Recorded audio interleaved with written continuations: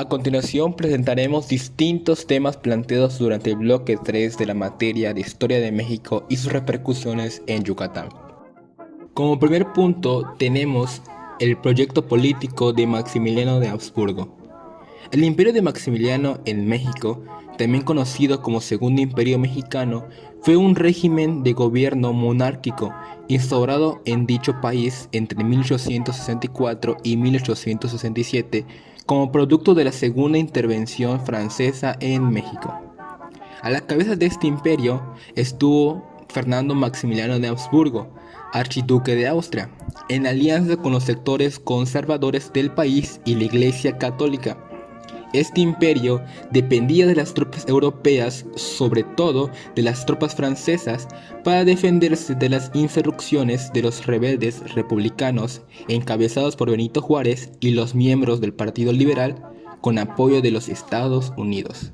Su gobierno se dividía en 9 departamentos eh, ministeriales, encomendados al ministro de la Casa Imperial, ministro de Estado, ministro de Negocios Extranjeros y Marina, ministro de Gobernación, ministro de Justicia, ministro de Instrucción Política y Cultos, ministros de Guerra, ministros de Fomento y ministro de Hacienda. El gobierno de Maximiliano decretó el 3 de marzo de 1865 reorganizar territorialmente el país de la siguiente manera, que el territorio se dividiría en 50 estados o departamentos. Estos estados se subdividían en base a límites naturales. Se organizaría el territorio de manera que cada departamento contara con una relativa igualdad de recursos, elementos geográficos y elementos climáticos para garantizar ciertas igualdades económicas y poblacional.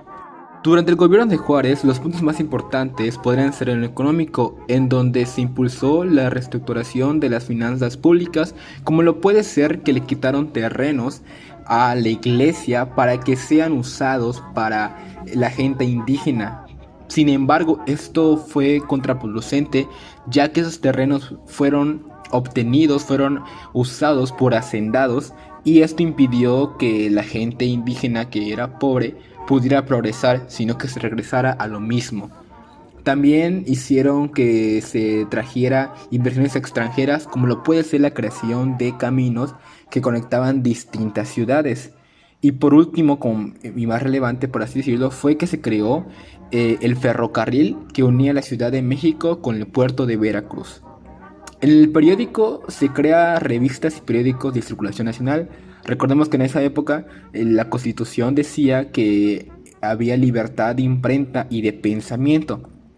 En cuestión de la educación, se impulsó la educación en cuestión de la gente indígena, creando la ley orgánica de instrucción pública, que era que la educación debía ser laica, gratuita y obligatoria. Y como último punto, durante el periodo de Juárez, se crea la Escuela Nacional Preparatoria. Recordemos que Juárez muere en 1872, ya que le da un paro cardíaco, y en su lugar entra Sebastián Lerdo de Tejada. Algunos puntos relevantes del gobierno que tuvo Sebastián Lerdo de Tejada fueron algunos enfrentamientos, como lo puede ser con Manuel Lozano, que fue una pelea que constaba de que era una lucha contra el despojo de tierras a indígenas de Nayarit. Otro enfrentamiento que tuvo fue la expulsión de jesuitas y prohibición de los actos religiosos públicos. También otro conflicto que es como que el que más ha estado presente durante esta época es que se reafirmaron la separación de la iglesia del Estado y se reincorporaron las leyes de reforma con la Constitución de 1857. Algunos puntos económicos durante el periodo de Lerdo de Tejada fue que se crea la red de telégrafos, hay una reestructuración de la hacienda pública e inauguración de la red ferroviaria. En cuestión de la educación, se aumenta el número de escuelas, porque en esa época aún no era tan común que haya muchas escuelas, entonces aumenta el número de escuelas.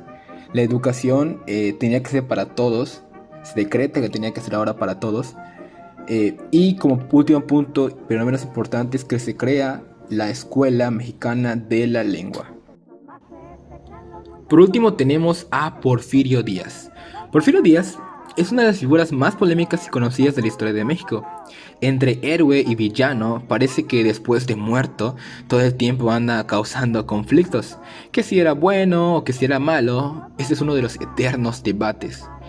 Porfirio Díaz gobernó durante los años de 1877 y 1911, o sea, 30 años. ¿Se imaginan lo que es que un presidente gobierne 30 años? En un principio, Díaz tuvo el reto de unificar el país, aunque todo esto lo hizo a costa de que mandaba a militares contra aquellos que no se subordinaron o se negaron a negociar. Pero hay que aceptar, por así decirlo, que eso trajo paz a México y permitió la construcción de un montón de industrias que trajeron algo de bonanza económica al país. Sin embargo, esto no era para todos, ya que la gran mayoría de la población se moría de hambre y trabajaba en condiciones infrahumanas. Sin embargo, podemos decir que el crecimiento de la vida económica del país dio origen a una clase media que antes no existía, pero estos eran exiliados de acceder a la política, como podría ser votar. Esto pues, podríamos decir que solamente fue beneficioso para los porfiristas. También causó que todos estos conflictos hiciera que el pueblo mexicano poco a poco se fuera enojando hasta llegar a la revolución, pero ese es otro tema que aún no vemos. Gracias a esto, México se modernizó y se instalaron las líneas telegráficas, se construyeron más ferrocarriles y se abrieron minas en todo el país.